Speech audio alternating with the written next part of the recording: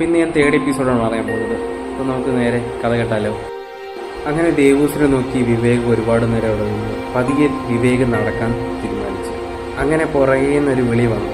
വിവേകെ നിൽക്കടാന്ന് പറഞ്ഞു. വേറെ ആരെയല്ല വിളിച്ചത്, ദേവൂസാണ് വിളിച്ചത്. ദേവൂസ് പറഞ്ഞു, അവിടെ ക്ലാസ്സിൽ ടീച്ചർ കുറച്ച് പ്രൊജക്റ്റ് തന്നിരുന്നു, അത് കാര്യങ്ങളൊക്കെ ഡിസ്കസ് ചെയ്യാനോ, അത് താമസിച്ചു. അതുപോട്ടെ, നീ എന്താ ചോദിക്കാനുണ്ടെന്ന് പറഞ്ഞു. എടി, എന്തിനാ ശരണ്യ രാവിലെ കാര്യം? എടാ, അതോ രാവിലെ ഒരാൾ അവളെ കാണാൻ വന്നതാ. അതിനുശേഷം തൊട്ട് അവള് ഭയങ്കര മൂഡ് ഓഫും കരച്ചിരുമായിരുന്നു. അതാരാ എന്താണെന്ന് അവൾ പറഞ്ഞില്ല. ഞാൻ ഒരുപാട് നേരം അവളോട് ചോദിച്ചു അതാരാ വന്നേന്ന്.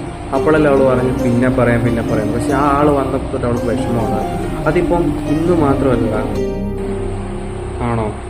എടി, ഞാൻ അറിഞ്ഞില്ല. രാവിലെ അവൾ കരയുന്ന കണ്ടു. എനിക്ക് ചോദിക്കണമെന്നുണ്ടായിരുന്നു, പക്ഷെ എനിക്കറിയില്ല, എനിക്ക് ഭയങ്കര പേടിയാണ്. അതുകൊണ്ട് ഞാൻ ചോദിക്കാഞ്ഞത്. ബസ് കയറായില്ലേ, നമുക്കൊന്ന് പെട്ടെന്ന് നടക്കാം. അതുപോട്ടെ, നീ എന്തിനീ കാര്യം ചോദിക്കാൻ കാരണം?